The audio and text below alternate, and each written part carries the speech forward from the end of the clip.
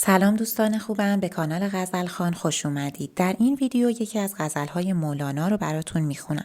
در این غزل مولانا با یار خودش داره صحبت میکنه و خیلی از او ناراحت و رنجیده خاطر هست و در واقع داره از او شکایت میکنه، گله میکنه و بیمهری و بیوفایی یارش رو براش توضیح میده.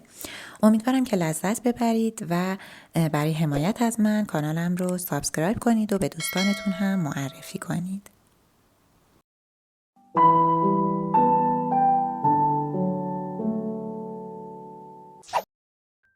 جفا از سر گرفتی یاد می‌دار، نکردی آنچه گفتی یاد می‌دار.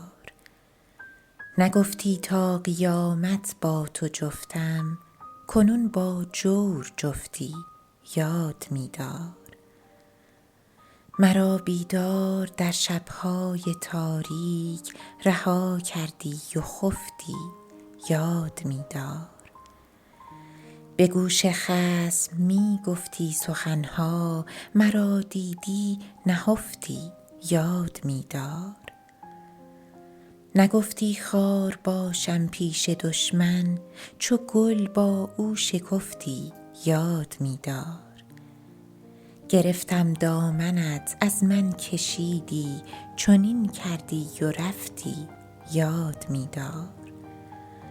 همی گویم عتابی من به نرمی، تو میگویی به زفتی یاد می‌دار.